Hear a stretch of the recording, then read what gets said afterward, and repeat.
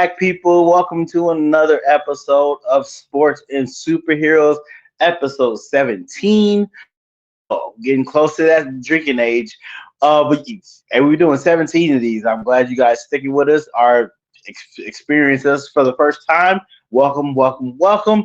I'm one of your hosts, Gershon. I do the superheroes, and with my co-hosts. I'm Marcus. I'm doing the sports. Side note, 17 episodes. It hasn't seemed like it's been that many. Yeah. It really doesn't. And when we hit 10, it felt like it happened real fast, but I guess it has been almost 3 months? I can't do that, man. We do an episode a week for let's just say 3 months. Almost 4 months. Let's just say that. But Well, yeah, it feels like it's going fast. going by pretty quickly. That's what's Yeah, up. but so you guys, if you are new to the show, appreciate you. If you are already to the show, thanks for coming back. Look at our description down below. You can find all our social medias, TikTok, Instagram, all that stuff. Go ahead and follow that. Follow our YouTube. Hit that subscribe button. It's free, so you might as well do it. And go hit that like button while you're down there. Greatly appreciate it. But like I said, yeah, we're here for the sports and superhero entertainment news of the week. But this week you're adding a little extra. We're going to talk about a movie we both saw that is a really good movie, a really big movie, and we thought it was important to talk about, so we're going to talk about it, especially about the success it's getting right now too. It's important to be mentioned. But yeah, without further ado, we're going to get into first. We're going to talk spoiler free for the movie. So if you haven't seen it yet, maybe this is that push you need to go see it. I want to talk spoiler free. I'll let Marcus go. Let's see. How did you like the movie, Marcus? I thought it was a really good movie. That's probably one of the best movies I've seen in a while. Uh, Okay. yeah, because as you know, I'm not really a movie watcher. Like I tend to fall asleep because like things get disinteresting. I fall asleep. So I was going to just going ask you, did you stay awake? Well, yeah, because going to the movie, I was like, okay, 2 hours. I'm like 2 hours, 2 hour plus. I'm like, I don't know, this could work because I worked the morning before, so I went right after work, so I didn't have time to get home and relax because I didn't want to get comfortable at Mm-hmm. home. Then I knew we would never make it to the movies, Mm-hmm. so I'm like, I don't know if I'll do it, but then it kept me interested the whole time. Like, Okay. so yeah, I thought it was a really good movie. What about yourself? Did you like it?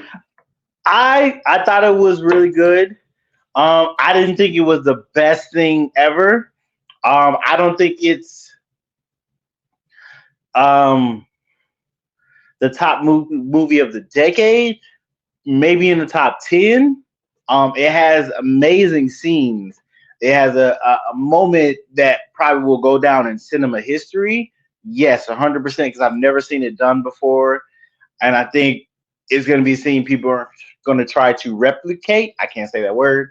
I almost bit my tongue trying to say it. But it's a beautiful scene. It's a touching scene. But I still do like the movie. I like the movie. Is it one of my favorite vampire movies? Because for some people that didn't realize it was a vampire movie, it is a vampire movie. Um, I can't say it's one of my favorite vampire movies. Is it in my? It could be in my top 10 vampire movies, I would say, but I can't say it's one of my favorite vampire movies. But it is a really good movie. It's steep in history. It's beautifully shot. Um, there are very touching moments, and it has a payoff that you weren't expecting. A lot of people cheered in my theater when a certain part happened, so that was crazy. Like they didn't cheer loudly, but they cheered enough that you could hear like these people are happy. So that Oh was wait, cool. wait a minute. I know what kind of people he was in the theater with. I was not in the theater with those same kind of people. Oh, so you didn't get that reaction? Okay. No, I did not get that reaction at all. Okay. At Well, all. yeah, I thought it was a really good movie. Is it one of my favorite Ryan Coogler movies? I can't say that. My favorite Ryan Coogler movie is Black Panther, and then I want to say Fruitville Station. This is kind of tied with Creed, and then there's Wakanda Forever. Creed and um, this are I think are tied. So like Did he four. do? Did he direct both Creed 1 and Creed 2? I think he only directed Creed 1. Okay. I don't think he directed Creed 2 because I think he's only done 5 films.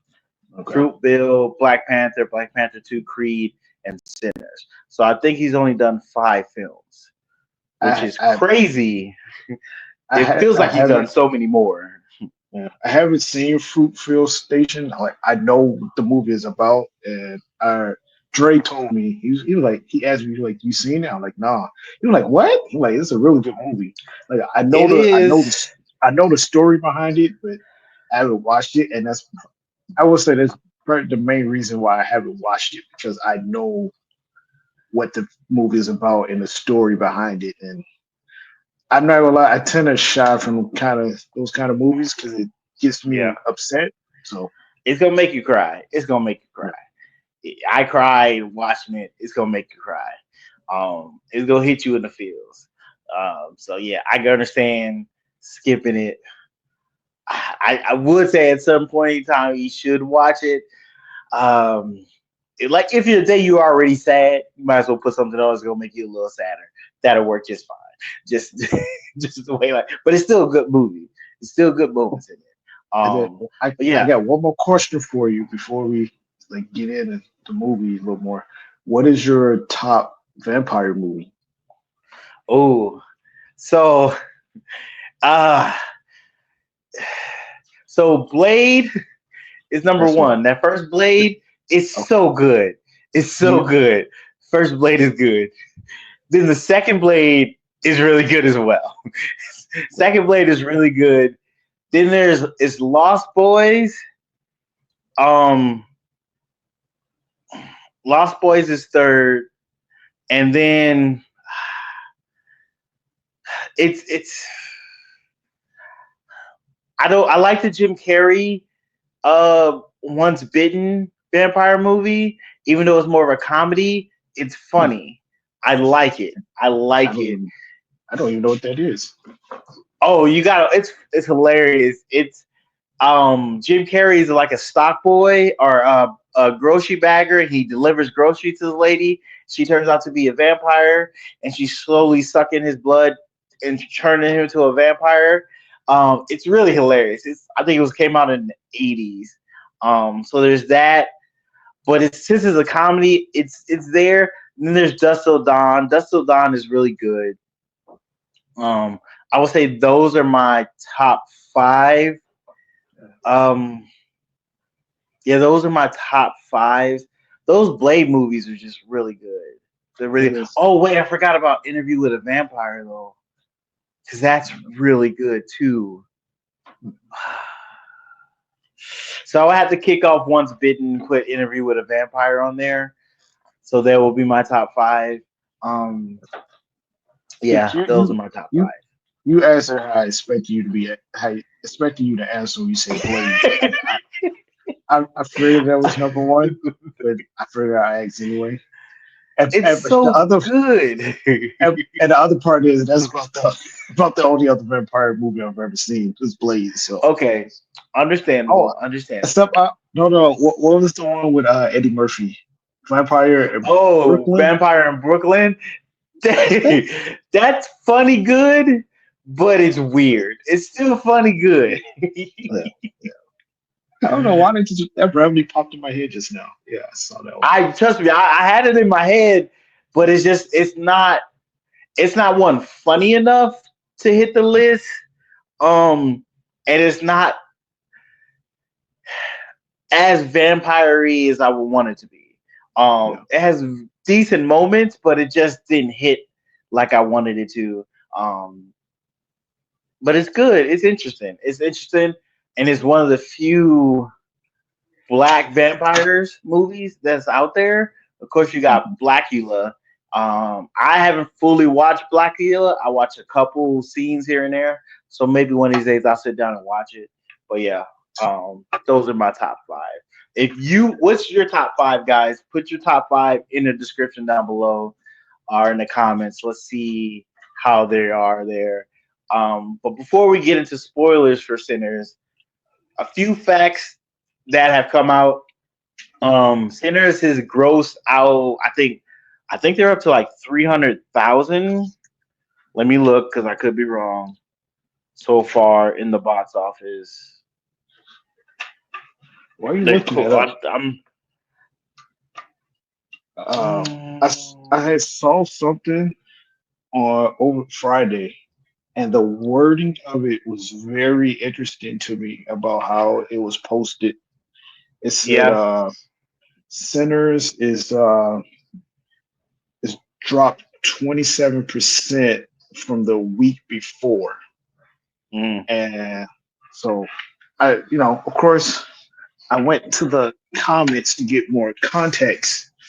And when I went to the comments, from what I got from that was, well, like I said, the way we worded it, it made it sound like it was a bad thing that it dropped 27%. But when I went to the comments and did a little more research, typically movies drop 50% from the first weekend to the next. And 50 to saying that there was 40%. Yeah. all right, and saying that there was only 27, that's Hmm. still very well. I just thought it was really interesting on how they worded it in Yeah. that Yeah. story.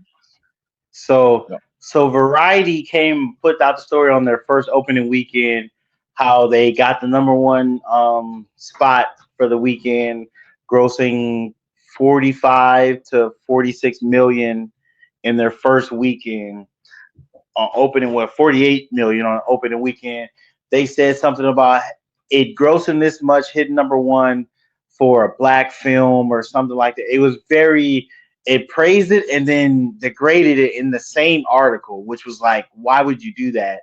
This is a movie that's being successful at the theaters, which you want people to go to the theaters. Why are you putting dirt on his name like that?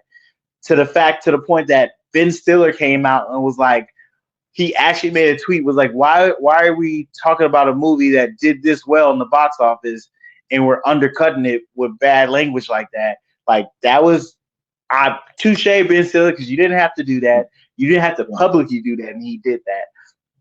But then Variety had to, they put out another article after the next weekend when it only dropped 23%, which is the lowest drop for R-rated movie and the lowest drop for a unfortunately it's being referred to as a black movie as well, because horror movies usually don't have that big of staying power. So, and it's got like a cinema score. I think horror movies usually don't get A cinema scores; they usually get B's and stuff. So that's another groundbreaking thing is done. um the Variety came back, was like, yeah, Sinners is doing well at the box office, very well, with a great hold. This thing has legs, being more positive and not throwing a little shade at it, which is cool. Ryan Coogler has become I don't want to, I might be wrong, but I think he was like the biggest open weekend since for a black director since Jordan Peele and his horror movie Nope. I think they're either close or Cougars a little higher or a little lower maybe, but right there. So good stuff for Coogler. He is getting all kinds of praise for this movie, for him, for original IP. This is an original story that he made, for him directing it as well and bringing it. It's doing stuff that other movies that have a fan base are not doing. So that's a positive in itself in Hollywood, showing that yes, there's still original stories out there, even though there's only like 7 real stories in storytelling. They still can have some original stuff that don't already have an existing IP. So that's good for Hollywood, positive for Hollywood, 100%. Also with a predominantly black cast, showing that yes, people want to see other people in movies. 100%. Unfortunately, it's not doing great overseas, but or at least in China. But we understand why that is. Well, I China was will gonna come around say, eventually, hopefully.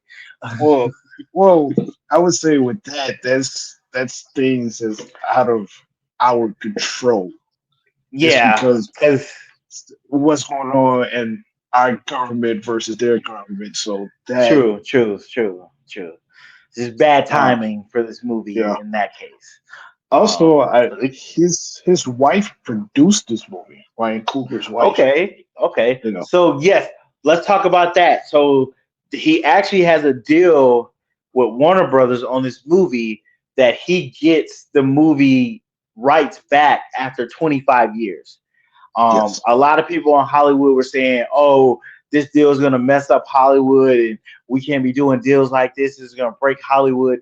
This isn't the first time this deal like this has been done. Quentin Tarantino has done deals like this, and they didn't say that then. Wonder why they saying it now. We all know. But yes, great for Ryan Coogler to have something for his family and have longevity.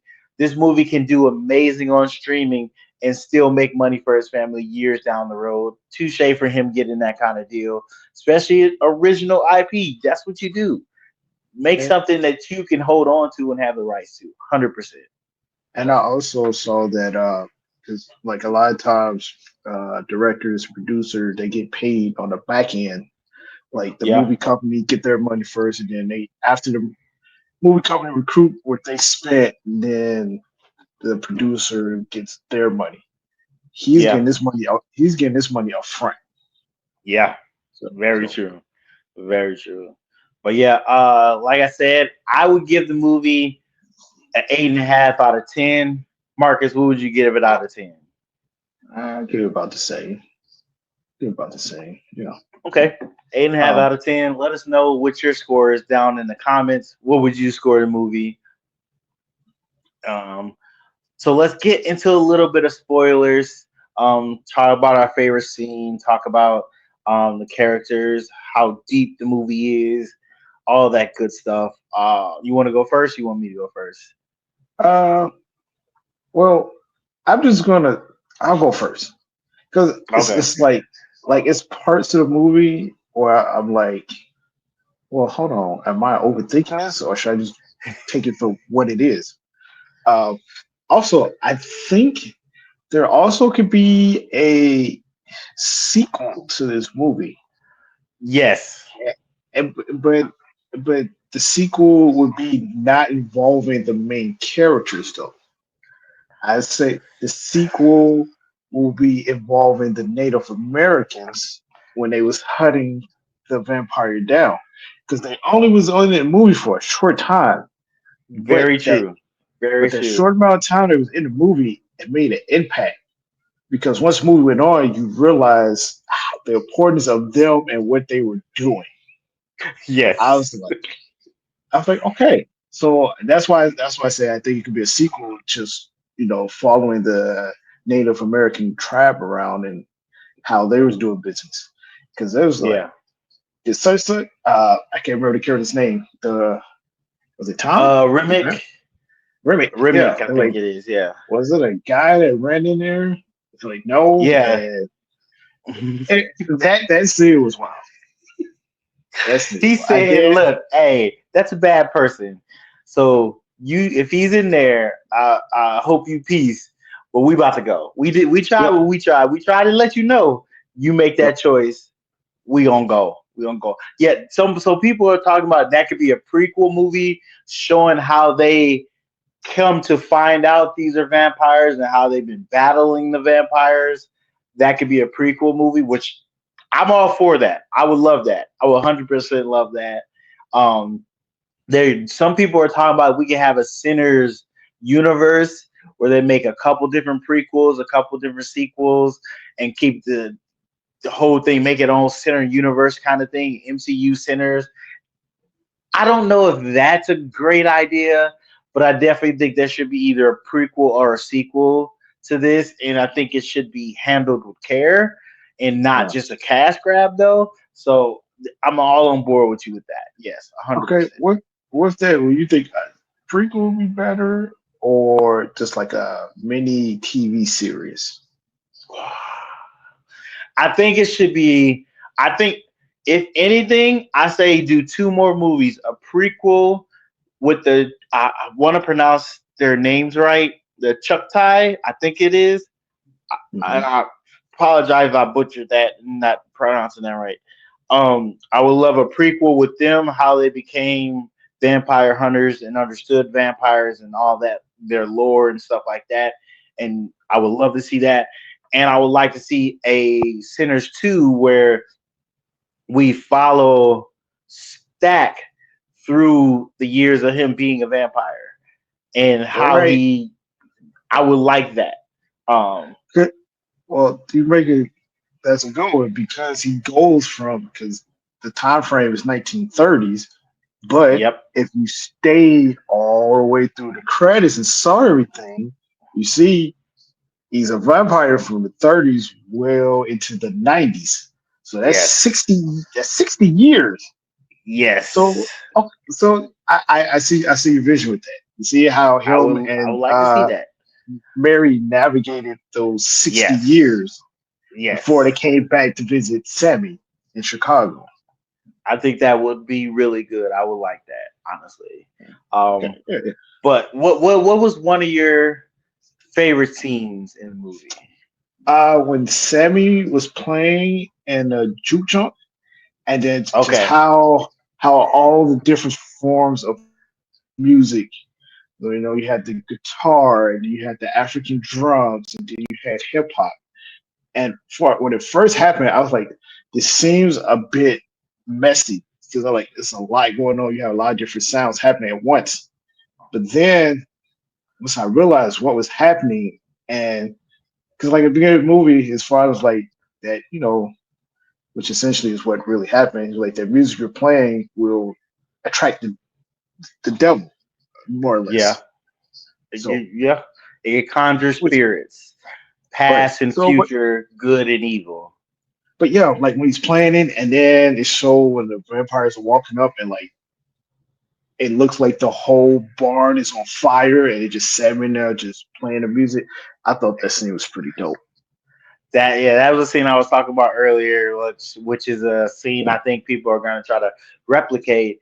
It is a beautiful, well shot, well choreographed scene of the blending of history of music going in and out each other, and they even did it with I don't know if they're Chinese um I, are Hmong. I'm not sure which race they are, but they also showed their music as well, which I thought was really neat. So we're just showing all of history of the people in the barn from music from past to future. Amazing. That was amazing shot, amazingly done. It looked amazing. It it was a heartfelt moment of cinema that I'm so happy to see in this movie, which was amazing. Like if I that was a moment I got a little teary eyed watching that because it music has such the power of movement through people emotionally, spiritually, and you can see it in that moment in that scene, just beautifully done and put to film. So we have that forever now. So that's amazing in itself. Um, I didn't see it in IMAX. I just saw it in regular theater. I'm hearing people say the IMAX experience is a little better. Okay. The screen wides out and you can really see it and it's shot on film and Yeah. it's supposed to be a little more better, which is cool. Hmm. Um, but I saw it the way I saw it, so unfortunately, Yeah. it doesn't say if What she's What was your favorite scene? so. I can't say that was my favorite scene because that's gross. Um, Well, now you can't say that without what so, what scene are you talking about? so the scene that was hilarious for me was when Mary and Stack was about to get it on, and he was like, "You drooling," And she was like, "Oh, you want some?" Okay. That was Yeah, I got wild. you. I ain't Okay, saying that's okay, my favorite scene, but okay. that was wild. And for me, as a vampire enthusiast, that was one of the only few things that upset me. Well, not upset me, but I thought was a little incohesive. But I was like, it's still a movie because most of the time vampires have to give their blood to their victim to turn them into a vampire. Mhm. So that scene, I didn't know if that's what he was saying or if it was just they like spit play. So it could have been either way. I'm not kink shaming anybody. Do your thing. And Now, speaking of kink shaming, there was a lot of pussy eating in this. There was a oh, lot of oh, talk about fellatio. now, before you go into that part, I want to go back to the spit because I'm gonna tell you the first thing I thought when I saw this scene. I like this is shit that got Shannon Sharp in trouble. You didn't know what that white, you didn't know what the white woman on that freaky shit, and that's why he in trouble. I like stat. Like this is True. 1930s, my guy. So that's the first thing I thought of. True. But yeah, True. yeah. So I would say my favorite scene had to do with Annie. Just her when he went back to her, see her for the first time after coming back, and he was bringing flowers for his late child, and he's talking to her, and it's the whole um she was rubbing on him and said, "Oh, your body didn't forget me." She was like, "Oh yeah, you your body still know who I am." And their interaction, and I can't. I'm gonna butcher her name, and I hate that I should have practiced. I'm just Yeah, gonna I call her got her. Annie because I'm not gonna say her name right. Yeah, I She's was an gonna say. amazing actor. Yeah, I got I her know, name and I right there feel in front of bad me. because we be I'm telling like, people to respect saying our names, and I was like, I want to say your name, but I know I'm gonna mess up, and I don't want to mess your name up because you're an amazing actor. She's amazing. She's been in Loki. She was in what is that show? Dang it, I forgot the name of that show. Hold on, because that's gonna bother me if I don't remember that show. Lovecraft Country. She was amazing in Lovecraft Country, and they made her very sexy in this. Like, yes, they made Mary sexy as well, but they made her just as sexy. It wasn't a you have this or that. No, you had uh they both felt like eye candy. They both felt desirable. The way it was shot, the way she was framed, just beautiful. She wasn't just the other lady or the bigger lady. She was still just as beautiful as Annie was, and that was a kudos to Ryan to give it that feel, to not make it honest, seem like this was extra or out of the norm. This is just was normal, and that was amazing to see. Like that's honestly, another that thing. This is very sexy, yeah, very sexy movie. I feel like all the women that was like main characters in this movie were good looking women, like all Yes, of them. yes, yes. As, Well shot, well lit. except I would say with the exception of the vampire woman, like Yeah, yeah. compared to the other three, True, like true, compared to the true, other true, three, true. it was like they were all very good looking, and then it drops I off. give her credit. She looked better when she became a vampire. She looked That's better as crazy. she became a That, vampire. I that's know crazy. that vampire That's blood. crazy. Hey, it makes your skin brighten up, makes you look That's good crazy. that way. That's crazy. That's a wild take, my guy. But yeah, there was that. There's that the moment of no, we cousins. That's still hilarious. And Oh yeah, it's yeah, a yeah, funny yeah, movie yeah, too. It's yeah, a yeah. funny movie. Y'all two Um, brothers? No, we cousins. no, we cousins. Um, it's so good. The vampire scenes are good. The action, it's not a lot of action, but when it does happen, it's good action. It's intense. It brings you in. They use it sparingly, but they use it well. So that's beautiful to see. The story is so much deeper. They Cougar really did his homework in knowing at that time there's a empty tamale stand. I've been hearing about people talking about it, and I didn't see it. 100% see it. So I people started explaining why it was empty and why there was tamales and no Mexicans there, or no Spanish people. And at that time in history, in that city, the Mexican Americans had already left and gone north for a big migration. They had moved north to find better jobs and stuff like that. But tamales, when they brought them over, black people start doing tamales and making it their own.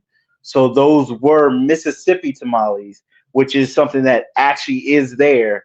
So it's him paying attention to the culture of that time and actually using it and putting it into the movie and blending it in just perfectly. Like this was clearly a labor of love. Him doing, he putting time into it and making it just a magical movie and a time stamp on history to be told and lived through amazingly. And Amazing. I want to segue off that, talking about the same scene.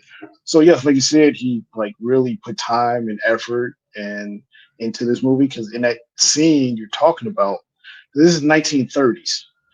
So because I know people are talk will probably think like, well, how if you've seen the movie, if you haven't, there's like Asian Americans in this movie, and it's like, well, how did they tie in into this movie? We talk about the 1930s. Well, Ryan really did his homework and research. So during the 1930s, and in the movie, these Asians Americans, they have a grocery store that are across the street from each other, and one is on one side of the street, and that's for black people to shop at, and the other one is across the street, and that's where white people Oh shop at. shit! I didn't even notice that. Right. Oh So, shit! and it was the 1930s, and that really happened. I saw it. I wish I would have saved the clip, but I saw a clip where an Asian American from that time, accent, everything, was speaking about that and Mm, about that's how it was in the 1930s because see this is what we talk about with us blacks talk about systematic racism because as you know, as some of you who might not know, uh, black people, when we were on our own, we built our own things. We had our Black Wall mm-hmm. Street. Mm-hmm. Uh, uh, what's the one that burned down in Oklahoma? Oh my Um, bad. dang it, I had it on the tip of my tongue right It when you wasn't because I was. Toulouse. Well, anyway, any because It starts with a anytime we T. yeah, anytime we had our own stuff, they would come through and destroy it, burn it down, killed, and everything. So So what happened was back in that time, they loaned Asian Americans enough money to open up stores, and they would front, the white America would front these stores to get uh the black business, which will eventually go back to them because they didn't want us to have our own. Because when we had our own, we thrived and did well. True. So Very they, true. so Asian Americans kind of became the middleman in between the two.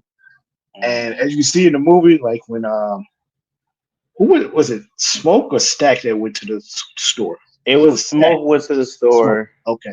And you see Stack like went with Sammy. Stack went with Sam. Okay, so when Smoke went to the grocery store and met with I can't remember his name. Caton. Her What was name, the so not, it's not I think it's Grace. not Grace, but her husband. I think his name is Bo. Yeah, Well, Bo. okay, so when now I'm getting confused. When Smoke met with Bo in the grocery store, they like it was a warm embrace. And then that Bo had to send his daughter across the street to get Grace from the Yep. other store to make the signs. And you saw it like they were all friends and family. And Yep. like that's how it was back then. I like that he did his research and homework and put that in the movie, like Yep. stuff that really happened during the times. It was wonderful when I saw the clip and the history of it. I wish I would have saved it. Yeah. Yeah. It was it's good. It's really good. And I didn't notice that one side was white, one side I didn't even notice that. So now so this is clearly a movie you might need to watch multiple times to catch deeper meanings and stuff. Because there's a spiritual meaning with Christians and devils, and then there's the cultural meanings between black people and other cultures. Like Remick, he is he is engulfing everyone. He's not racist. He wants everyone to be a vampire, but he's also taking other cultures in and hoarding them basically and making them assimilate to being a vampire itself. So you're losing your culture within becoming this vast army of just people vampires, which is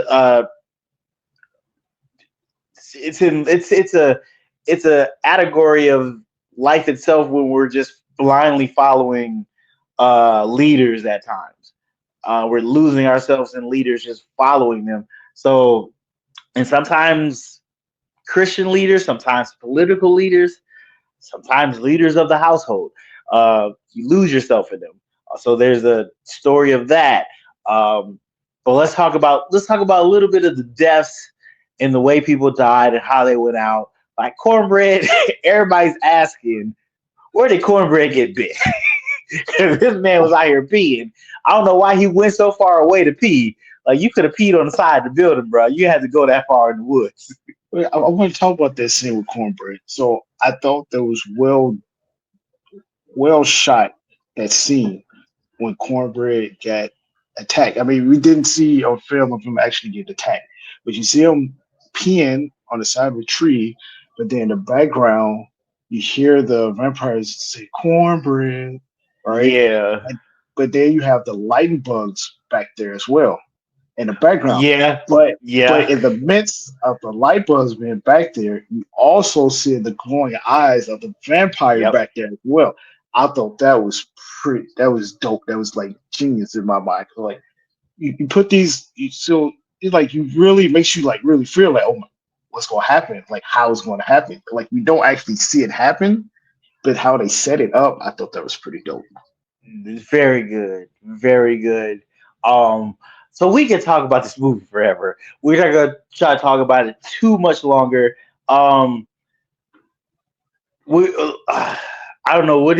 Let's try to wrap it up a little bit. Just a uh, brief story of the whole thing. So, like, if you didn't ever seen the movie, I don't know why you're watching this spoiler part, but they make a juke joint, smoking stacker two twins. They got money from the Irish and the Italian Yes. mobs. They robbed them, came back to their hometown, using that money to set up a juke joint. The Well, you opening gotta night of tell me the when juke joint you gotta tell me that where they they came bought from. that they He bought went up, from a Klansman leader. but wait, you gotta tell them where they got the money. So they went up to Chicago because they was in Mississippi. They left, Yeah, went yeah, up they to went to Chicago, Chicago, worked for the worked up Italian there, mob and the Irish mob, robbed both of them, and robbed both of them. took beer and wine from them. Yep, So yep. then the Italians and the Irish They're fighting each other. they're fighting up in Chicago. So then they came back down to Mississippi to get away from all that to start the juke joint. And that's the money that they use. And then, like you were saying, they bought it from a Klansman, and the clans and he was the twins told him like, okay, here's your money. Don't come over here on our property because if you do, there's gonna be problems. Yep, yep. Very true. So then we have Remick coming into the picture. He hears Sammy's music and it draws him in and he wants Sammy. He wants Sammy. They never really specify why besides the music. There's theories that Sammy has a power of music that can help Remick figure about his past and his ancestors. So that could be one. Or just the music was beautiful and they brought him over and he's like, hey, now we're going to kill all you. But Remick's whole thing is to be fruitful and kill everybody and make them all vampires. That's all he's trying to do. He's a monster in that way. They do have the vampire rule of you have to be invited in, which they play loose and fast with at times because Yeah, I gotta say, I didn't understand that part. I was like, "What? You're a vampire. You're a villain, but you're polite about like running to the spot. Like you can't so run in unless they invite you." it's always been a vampire trope of you have to be invited in. But they sometimes they are real strict about it. Sometimes it's not.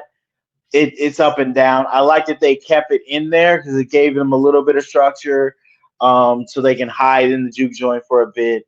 But of course, we know Grace eventually says, "Hey, come in," because they kept threatening to go kill her daughter, after her husband got turned, and that would kicked everything off. Where you got so also Stack got bit, Mary got bit. They both returned. Cornbread got turned, and then you had Smoke, Annie, um, Sammy, Pearline, and Delta Slim, and Grace. And like there's like two or three other people that don't have names that are in there left in the barn after they told everybody to leave, and then those people got bit too, and they turned. They were the only last people to stand up, and then you had this last big fight where all the vampires come in and they kill Grace immediately. Grace killed. Was that Grace's husband? She killed. Yeah. Was it okay? So she killed her husband, and they both burned to death. So I guess that's a beautiful moment. Side note: I know Ryan Coogler even talked about this a little bit. He said the reason Grace did that was more because she was a mother and not because she wasn't black. Because black people like that's why you can't have everybody come to your stuff. And so he's like, no, he said he has a Asian auntie, so he don't want to make it seem like it was because they were Asian to do it. It's because she was a mother. She was worried about her child, and she knew they were going to go after her child, so she wanted to kill them before they could do that. I can understand that. We could have did it like one at a time or something. Had one come in, we try to kill them all. We ain't gonna do it all. They got like 30 vampires out there to us 7. We need to bring them in slowly. But in the midst of that, everybody got bit. Pearline got bit. Delta Slim sacrificed himself and tried to keep them safe. And then Annie got bit. Smoke had to kill Annie, which was the moment she said, I don't want to turn into a vampire. Make sure you kill me. So that was heartfelt for him to have to kill his wife. And then Hold on. Before you go, that was a heartfelt moment because in the midst of that, she was like, I don't want to become a vampire because, like you stated earlier, they had a child that passed away. And she was like, just kill me so I can go be with my child. And then she said, I'll see you on the other side. Yes. Yes. Yeah. And there was a moment when he killed her. Mary vampire, Stack vampire was sad.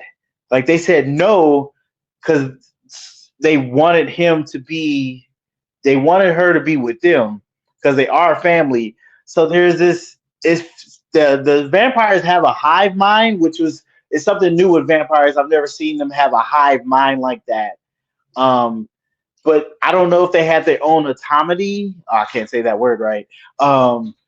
Outside of Remick.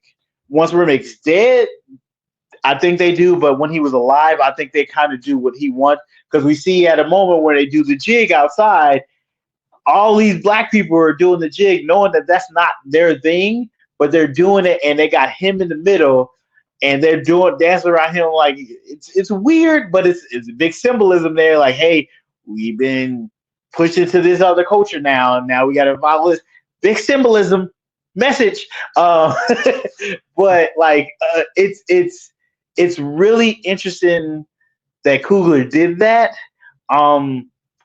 It's really a deep movie. Like, it might be better than I think it is, because it's a lot of insider stuff you gotta dissect and learn. So it might be better than I think it is. Still a really good movie. But like I said, you eventually have Smoke and Stack fighting each other, and Stack gets the upper hand and almost bites Smoke. But what is it called that she gave him?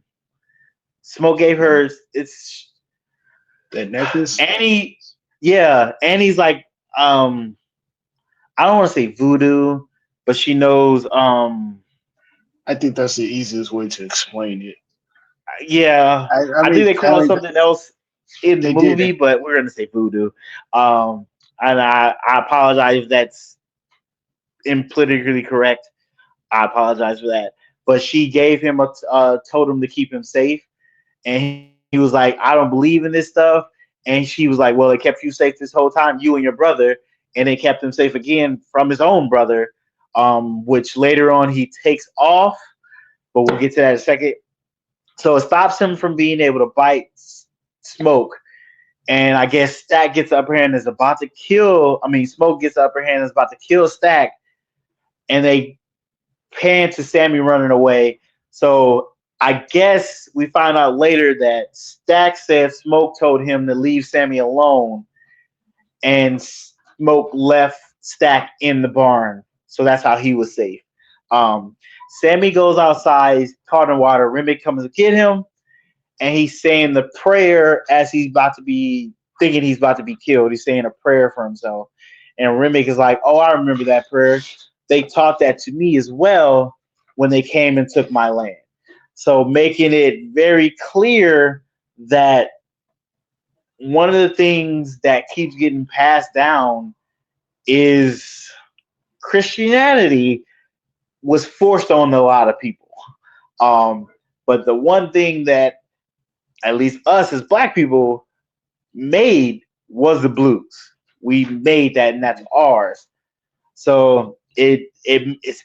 I know a lot of Christians are upset about that a little bit, and it's like, but this history. It's not your It's religion. true. It was forced onto you.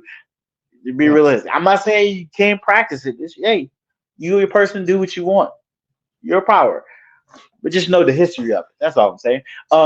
But he says that prayer, and right before Remick is about to fight Sammy, Smoke stabs Remick in the heart, kills him. He does a big swirly vampire death, which was kind of cool. Kind of cool. Big story. And then the sun comes out and burns all the rest of the vampires. Stack is safe in the barn, and Mary ends up running off, so she survives.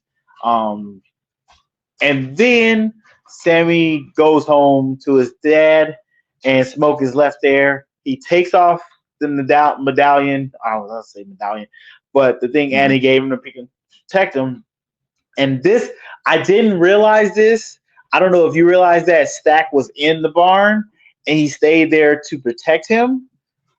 I So did there, not. people are saying two different things. People are saying Smoke stayed there to protect Stack in the barn because he knew the Ku Klux Klan was coming, and other people say Smoke did that just to kill the Ku Klux Klan because he knew they were coming. So it can be interpreted two different ways. Ryan Coogler's been answering questions about things, and I kind of wish he wouldn't, because I like the way Jordan Peele does his. He makes his movie and And he he doesn't lets you say nothing. dictate it what you want it. It's what you believe it is. I know what it is, but it's what you believe it is, and I'm not gonna tell you what I know what it is. I'm gonna let your mind keep wandering. I wish Oh, Coogler would do that a little bit. Just let people side mind wander. side note, Remy told Stack that the Ku Klux Klan was coming back the next Yes, morning to yes, attack him. So I yes, thought that was interesting. It was like, yeah, yeah, because you bought this barn, but the Ku Klux Klan do still exist, and actually, they tomorrow morning they coming back here to yeah, kill you. So when they came, he was already prepared. yeah, and he knows that because the two people who he killed earlier were actually the nephew of the Ku Klux Klan member he bought the place from. So that's how he knows what they're planning to do. Like I said, Remick is not a racist guy. He's not a racist No, vampire. He wants everybody. no, He doesn't yeah, care. He actually said he was gonna go kill him for being a Ku Klux member. So touche to yeah. that. But the whole taking other people's scorchers and making them just follow you is still bad. Oh, but yeah, Smoke ends up. ambushing the Ku Klux Klan. He takes off the Annie's protection. He takes it off, and he's fighting the Ku Klux Klan, killing them, mowing down left and right. And this is where people in my audience cheered, and Marcus's audience did not cheer. Uh, I will say that we had a very diverse audience for in my Okay, theater. We had a little of everything: white, black, Asian. It was very diverse. okay, that's good. That's good. So Smokes mowing down the Ku Klux Klan members. He gets shot one time, and he's leaking blood. He knows he's gonna die. He gets the main Ku Klux member. He shoots him, and he's like, "Hey, don't kill me." And Smokes like, "You got a cigarette?" And he calls him the N word, but he gives him the cigarette. And there's a moment where he's smoking the cigarette, and he sees Annie, and she said this, which it didn't click for me at the time. She told him, "Hey, Elijah," because she doesn't call him Smoke, and I didn't. Does she call him Smoke throughout the movie, or does she call him Elijah? Because his real name is Elijah, I think. Smoke is Hmm. his nickname. Um, he calls him Elijah, and she says, Elijah, if you put down that smoke or put smoke away, you can hold your baby. And that has a double meaning because she was like, I don't want that smoke to get on the baby or something like that. And it like at the time I thought she was like, oh, I just don't want cigarettes on me. No, she don't want the person you're showing the world to get on the child. She wants the person you can be to be with that child. Like Elijah is the good person you are. Smoke is the person the world making you to be. And I was like, oh shit, deep meanings all around. It's good stuff. It's a good movie. Damn it, I think I like this way more than I thought I did. I think I like this movie way more than I thought I did. It's really good. It's really good. And then he dies, and of course he gets to go with his wife and his child. So there's two. Oh, I guess we should wrap up Sammy's thing. So Sammy goes back to his dad. He's like, "Hey, if you put away this guitar and push away all that devil music and live your life for God, we'll bring you back into God." He doesn't let go of the guitar. He keeps the guitar, gets in the twins' car, and drives off and goes to live his life. Um, it's a big symbolism of even you got to do what you want to do, or you got to live to your expectations of the world and not other expectations of people have on you, I guess. So he did what he wanted to do. He wanted to play music. He did and went and did that. Even though he had the worst night of his life, but one of the best nights of his life at the same time, he still chose music, which is his gift. He wants to share with the world. So there's two cut scenes or after credit scenes. The one scene, 1992, we come to Sammy. He's a famous jazz musician in a bar. We have Stack and Mary come in, and they saying hi to him, tell him they've been following his career this whole time, but the records just don't sound as good as the old records. This new digital stuff don't sound as good, or CDs don't sound as good, and they want to hear him live. And he tells him that Smoke told him to leave him alone and let him live out his life, and that's what he's doing. He was like, I could turn you to a vampire if you want. Let me know. He was like, no, I think I'm good. I want to die. Um, but he plays for them, and then they leave. But people say, I didn't catch this. They say Sammy didn't have a reflection, and I don't know if that was just a camera angle. I don't know. Yeah, Hmm. like I said, you gotta watch the thing multiple times. Um, he didn't have his camera angle. But then I seen somebody say this was so stupid that Ryan Coogler messed up Coogee sweaters because he thought he made people think that that was Biggie and Faith, and nobody No, thought no, that. no, Nobody no. thought that. Only way you would think that is if you know Biggie and you know his music and you know he wore Coogee sweaters all the time. Like if you Yeah, don't know who Biggie is, and you don't know his music and his fashion sense, you would not know that that has anything to do with Biggie. People, that was just somebody just saying some random goofy ass shit. I was like, that don't make no sense. Sir, we've It seen did. Biggie in the daytime. Clearly. And Biggie wasn't in the movie. There was no reference to Biggie either. So that Yeah, is a yeah. So asinine that statement. was wild. And then there's another after credit scene where you have Sammy playing his guitar. I could be wrong. I didn't see a scar on his face, so I think No, him playing his guitar precedes that night before they yeah. ran into the vampires. I forgot what the song is, but I think it's a deep meaning song. Um, and I didn't write it down. I didn't forget. So you guys put us in the comments. Let us know if you what that song is. But yeah, that's our spoiler. Unless you got something else to say, Marcus. You got anything? I'm not. I was just gonna say at the end of the movie when they met up with Sammy in Chicago, the the actor right there, that's a real Yes. blues player, buddy guy. Like he's a real blues player, and he still toured of the country and playing the blues. So I thought because when he popped on the screen, I'm like, wait a minute. Oh, that's Buddy Guy. Like that's a real actual blues musician. So I Nice. thought that was cool that Nice. he had him in the movie. Nice. That's a good touch. See those little touches right there. That does it. Side note, the guy who played Sammy, I guess this might have been his maybe first or second film.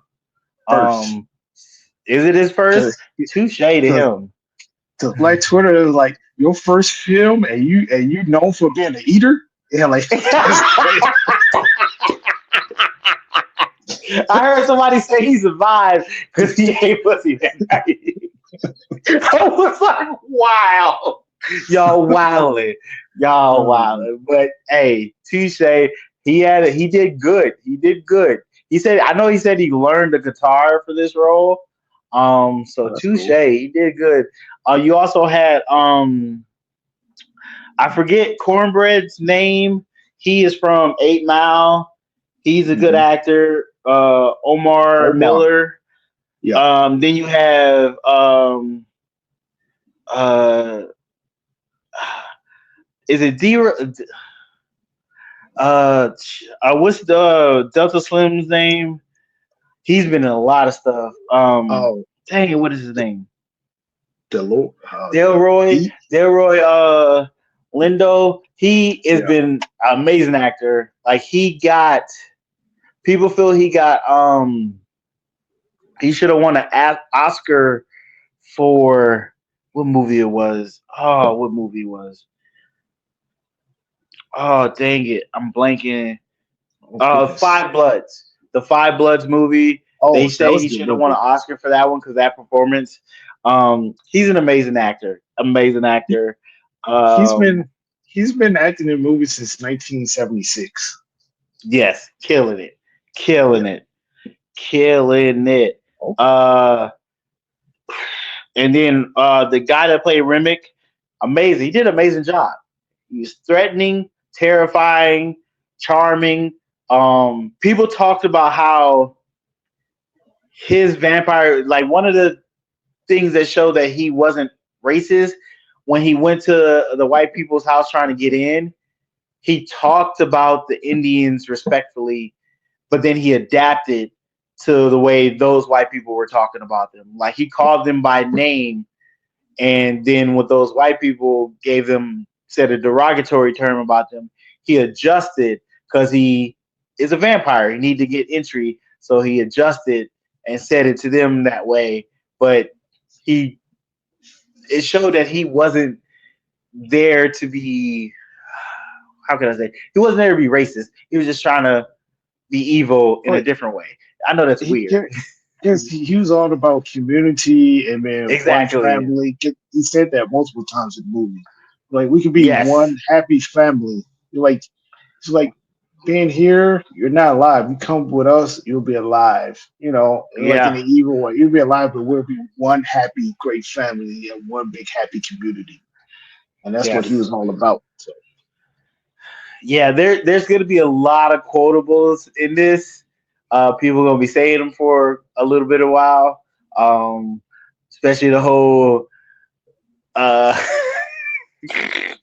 how you supposed to lick the bean or lick the bump. They gonna be talking about that. Oh, the whole then you stuck your in my cooch, and then you was like, I thought you changed your mind. So they gonna talk about that. That's gonna be hilarious. Dang, this movie might be a lot better. I might bump it up to a 9 out of 10. I'm gonna give it that 9. I can't get a perfect 10. Because it it started kind of slow, which I get it, character development, all that good stuff. But that 2 hours kind of flew by, honestly. The 2 hours kind of flew by. It didn't feel like two. Like if this was 3 hours, I'd have been okay with it. Like I'd have been like, you know what? I'll sit there for 3 hours. Oh, no, I can't go that far. I definitely would be asleep if it was 3 hours. Ain't no way. I, I think I Two would have hours been and able to do it. 2:17 was pushing it. 3 hours. I think I would have done it. Um, One last thing, Haley Steinfeld character played a white passing black woman, um, which happened in those times a lot more than people realize. There was a lot of white passing black people who got married to white people and made kids that also were passing and didn't find out to generations later that, oh, we have black, and it's that one drop rule. That's one of the reasons why Stack said he couldn't be with her because he couldn't keep her safe, which is also a beautiful love story. In that's your second movie. That love story right there is the second movie. Oh, that'd be amazing. But turns out that Haley Steinfeld actually might have that one drop rule. I believe her great grandparents, one is Jewish and black, and one is Vietnamese, I believe. I could be wrong. I did a little bit of research, but not a lot. But that is possibly true. So she's one of us to an extent. But she did an amazing job in the movie. Like the acting in this movie's hand down is amazing. We haven't talked about Michael B. Jordan at all. Michael B. Jordan killing it. But I would like to see Ryan Coogler do a movie without Michael B. Jordan, because 4 of his 5 movies are with Michael B. Jordan. I need you to do a movie without Michael B. Jordan, and I just want to see you do it. I believe you can. I'm not saying you can't. I believe you can direct another person in that position, because you did it with Black Panther 2, and you did it somewhat with Black Panther because Michael B. Jordan wasn't the star of that. But I would love to see you do it with another actor. Why? Spread that love around. Why? Because it works. I mean, they do. It works. They do have a good tag team going on. They 100% do. But I look at it in sports, so like it works. Like I wouldn't tell Jordan go win the championship without Pippen. I wouldn't tell Shaq and Kobe to go win a championship without each other, even though they eventually did. But true. It works. I'm firmly, if it ain't broke, don't fix it. You keep putting up numbers, keep doing it. Very true. All right. Well, that's our spoilers review of Sinners. We went a lot longer than I thought we were. This is such a good movie. I mean, to be honest, this could just be the episode for this week, bro. I at least say we should at least do at least one superhero and sports story, just because we are a superhero sports story podcast.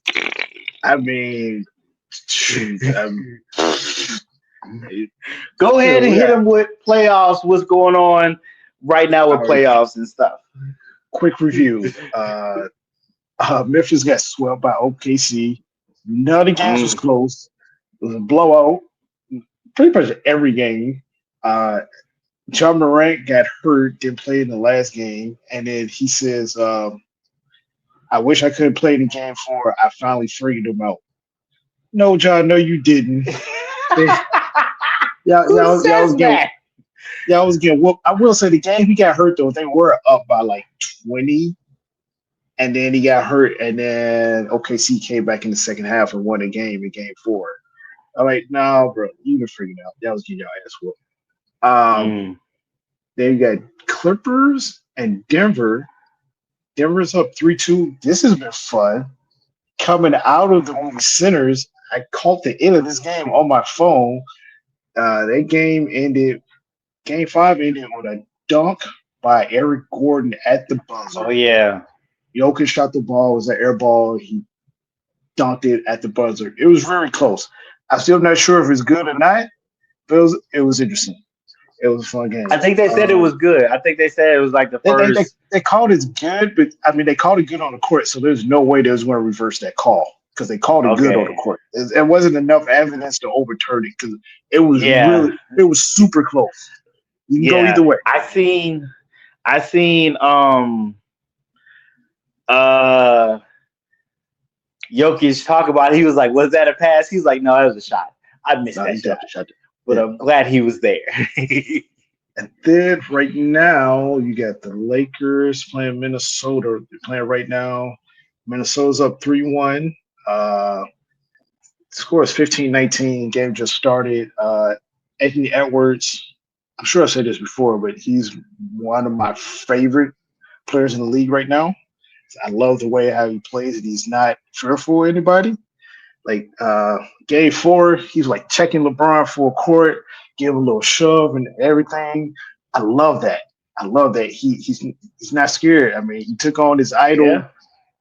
last year in the playoffs. Kevin Durant swept them, beat Denver and Jokic last year too, and now he's working on LeBron and them. I need Minnesota to win this. I need them to end this tonight. I don't bet, but I got to bet on this game. So I got some trash talking to do to a couple of people. So hopefully Minnesota can end this soon. Get LeBron up out of here. The Rockets and Warriors just played. That is Golden State is up 3-2. Okay. Warriors got blown out tonight. They got out of here quickly.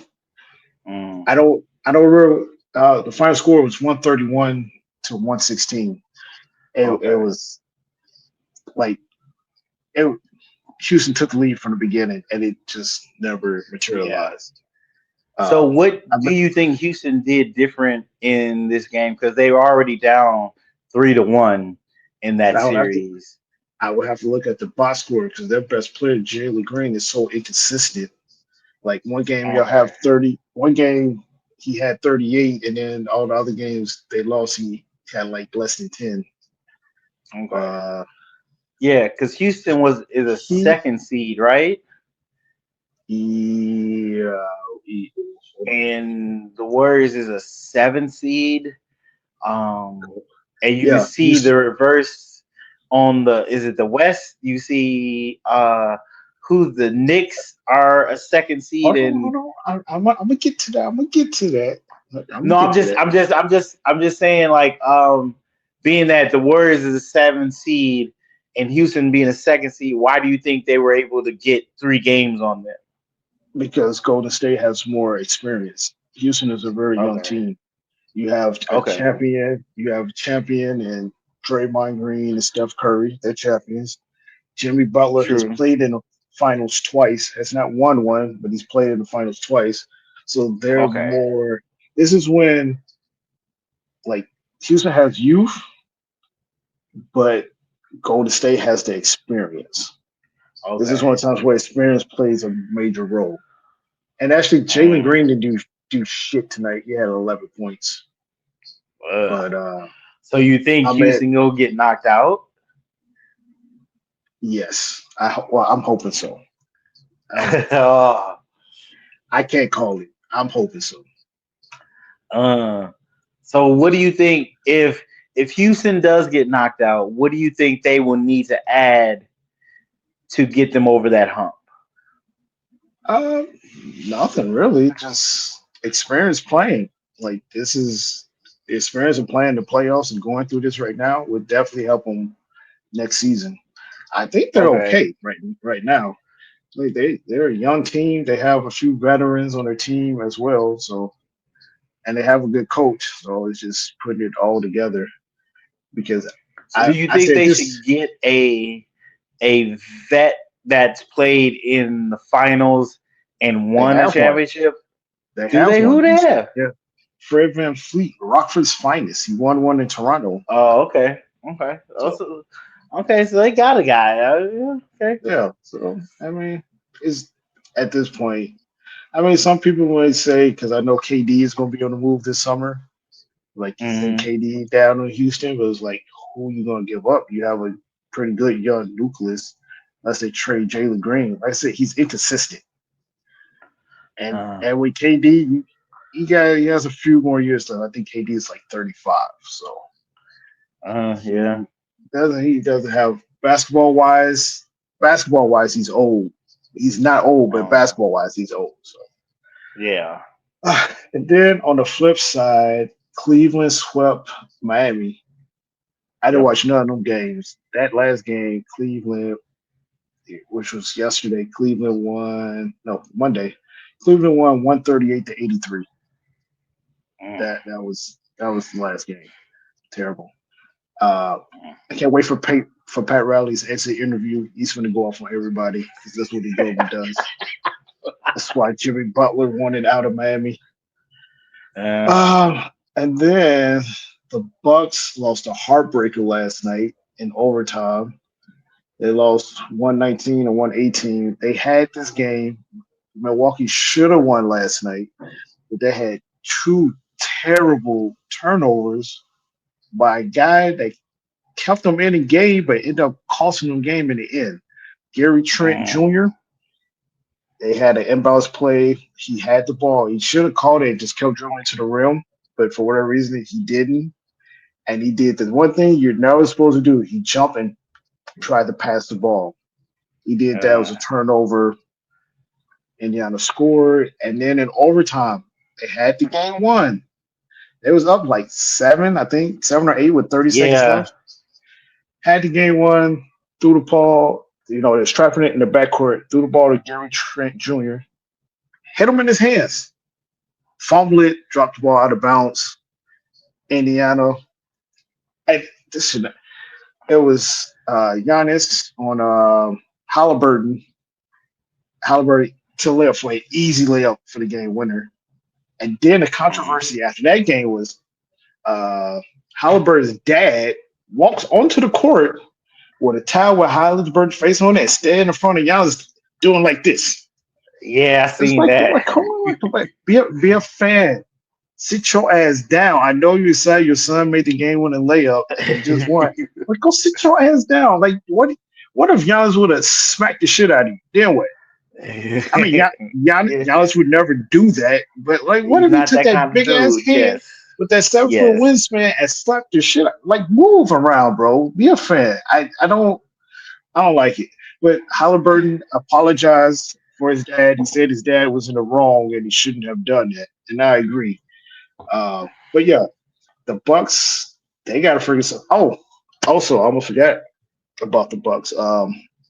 Before last night's game, Uh, Dane got hurt in the first Yeah. quarter. He blew his Achilles, so Ugh, he's done. he's done. Yeah. He's done for a while. Who else? Kyrie blew his Achilles Yeah. in March, and they said he won't be back until January. So Dame just blew his. Now Dame might not even play next season at all. Yeah.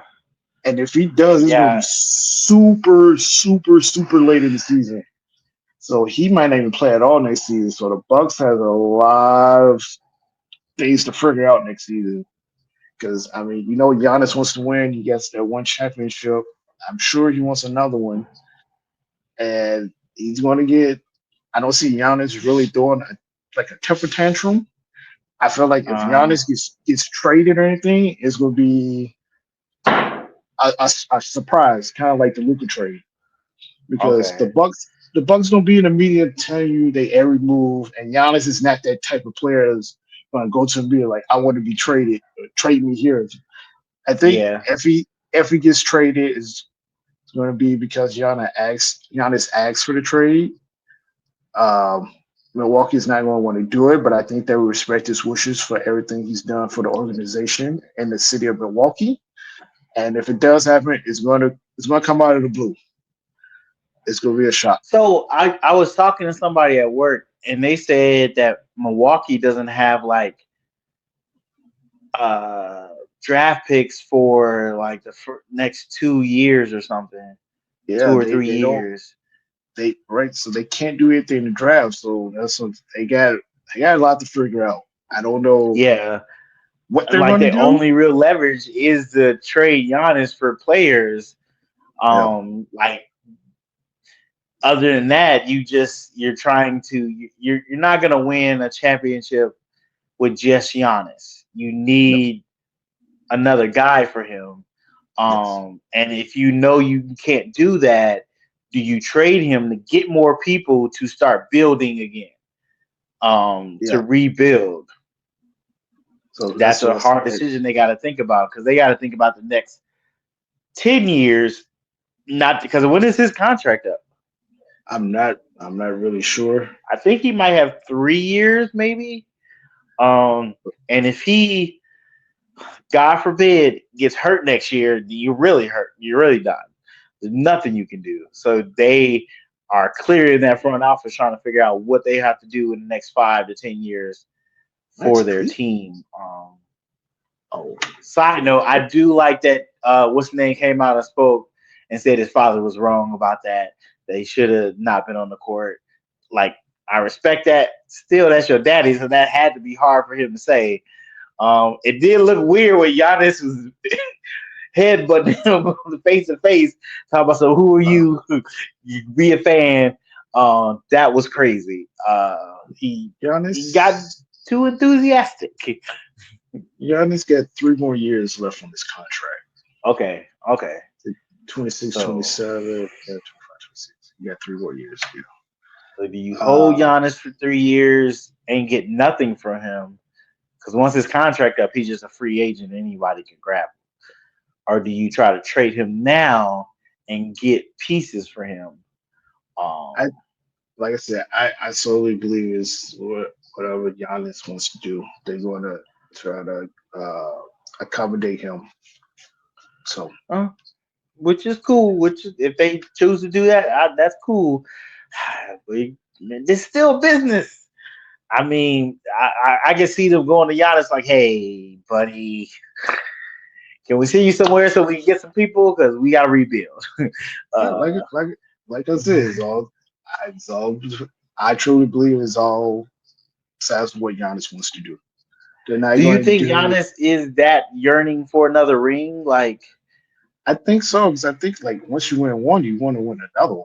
Like like okay, obviously I don't know, but from hearing other players talk about it, it's like yeah, even players who's got to the finals and lost, are like it's very difficult to get back to the finals or championship of any sport. Yeah. I yeah, imagine because championships equates to part of your legacy as well. Although true, true. Giannis is good in Milwaukee regardless. He's going to have a statue in Milwaukee. There's no doubt about it. Okay, This yeah, jersey. Well, here's the interesting thing. Now his jersey number, because he's number 34 and Ray Allen was number 34. I oh, still think I still think they're going to retire Giannis's jersey because he won the championship. yeah, Yeah, his jersey will be retired. It'll be in the because he would. Wasn't what's his name? The other tall dude Kareem. that played on the Lakers. Yeah, Kareem, wasn't he on the Bucks? Mm-hmm. This So jersey is did he retired. win a championship with the Bucks? No, I know the Okay. Bucks So won. Giannis Won is the the only one 70. to win a championship with the Bucks, right? No, that was Milwaukee's second championship. I Okay. think they won in 72. I want to say the Bucks won their first Okay. championship. Okay. Uh, So yeah, you gotta retire the biggest star that won you a championship. Like, correction. They won in '71, and Kareem was on that team. okay, so so you yeah, you have to retire his jersey. Ah, But uh, anyway, moving on. Uh, Pistons and Knicks. New okay. York is leading that series 3-2. Honestly, that could be flipped. These have been really close games. Uh, Mm, Controversy in that game from Sunday. Uh, Tim Hardaway Jr. shot a three from out the corner. It was a foul. They didn't call the foul, so the Knicks end up winning that game. And then, oh, I and seen that. I hate this. I wish the NBA would stop doing this. But then you had the 2 minute report after the game, and the rest was like they should have called a foul. So like it doesn't fucking matter now. You can't redo the end of the game. Exactly. Like I'd rather for y'all just keep that to yourself. Everyone knows. Everyone Exactly. knows This it's a foul. helps no one. That Everyone knows it's helps a foul. no one. But the crazy thing was, so that game was earlier. Then later in the night, it was the Minnesota Lakers game, and that game was Okay. close to the end. Ant went to the basket. He slipped. The ball went out of bounds. So then Minnesota reviewed it, and then replay go. LeBron clearly smacks Anthony Ant-Man on the wrist, just a foul, and the ball went out of bounds. So then they end up calling the foul. Ant-Man shot the free throws and won the game. LeBron got asked Mm. about it after the game. He was like, "The hand, your hand is part of the ball." Like, no, man, don't do that. You know that was a Just do foul. that now. Because Just be like, yeah, I fouled him. Hey, if it bad happened to you, foul. if that happened to you, you would do a temper tantrum. Stop it. That was a Exactly. foul. Yeah, By the true. way, True, true, true. your True, true, hand true. powered ball, that's the stuff you say when you're playing pickup games, my guy. Don't do that. Yeah. But yeah, I feel like honestly, I, I feel like the Knicks Pistons could go 7 games. I feel like the Pistons could come back and take this to a 7 game. Mm. That's just me. And Okay. then Boston beat what you call the gentleman's sweep, beat Orlando 4 games to 1. So they're in the second round. So right now, the only matchup we know for the second round is Cleveland versus the Pacers. Because the Celtics have to wait to see who wins between the Knicks and Detroit. Mm-hmm. Oklahoma has made it to the second round, but they're waiting to see who's going to win between Denver and the Clippers. And then all the other games, we're just waiting. Right now, Who did Minnesota, Oklahoma play? Memphis. Oh, the Memphis. Yeah, Memphis. Never mind. It was an ass kicking the whole time. And Yeah. right now, Minnesota is up 31-19. Damn. So, Yeah, still real. still a lot of Still a lot of basketball. game, but yeah. So from the matchups we know are gonna happen, Cleveland and Give me Cleveland. You know, Cleveland. Cleveland. Give me Cleveland. So who are they playing again? I blinked. The Pacers, the Indiana The Pacers. Pacers, What, Cleveland and what, Pacers. which low key I feel like can be a good. I think this will go 6 games. Give me Cleveland Okay, in 6. Yeah, okay, give me. Yeah. okay. Well, that makes sense. That makes sense. All right. Well, with that being said, we got the matches of those games, outcomes of those games. But we learned about a new outcome of the Spider-Man movie, Spider-Man 4: Brand New Day. We have a rumor, but somewhat fact that we're gonna get Mr. Negative as the villain of, or at least one of the villains of that Spider-Man movie. Um, Mr. Negative, if you don't know him, I don't know him greatly. I did a little reading on him. Sometimes he's an inmate. I don't know if he was an inmate in the video game, but he's an inmate that was experimented on and got superpowers. He has a dual personality kind of thing going on. He has the ability to control people. He has the ability to charge stuff up with his hand and make it explode. He has super strength. He's also like a mogul. I think he does like company real estate. Maybe I think that's what it said. He might be one of the villains in Spider-Man 4.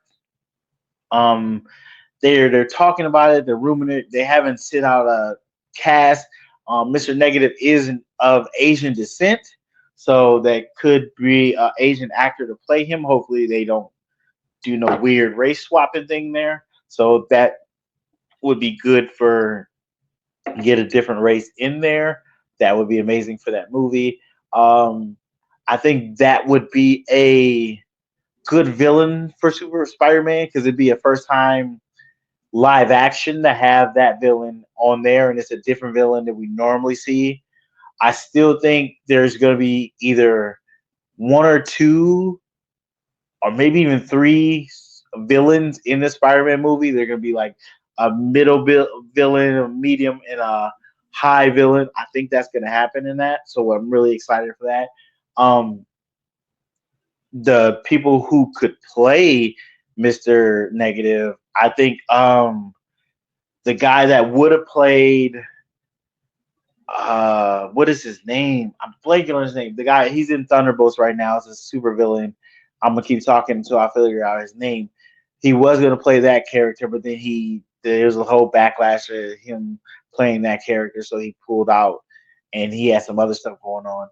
But now he's good. Now he could play this character. He's from Walking Dead. I can't remember his name. Oh, go ahead and take a shot. I forgot his name. Uh, I'm telling you, people gonna start playing this. Gershon can't remember people's names. I got to take a shot. They're gonna do it. Let me know how many shots I made you take throughout this episode. So I've done it a couple of times. But like I said, I think that's a good villain to start out. Have it on the fourth one, being more of a. That's the thing. I don't know if it's gonna be a more of a Spider-Man, criminal stopping at the ground level type of thing because it's in between Avengers Doomsday, and Avengers Secret War. Spider-Man's right in between those, and we know Avengers Doomsday is this big multiverse type of situational movie, and there's no way they're not going to have Spider-Man in it. Let's be honest.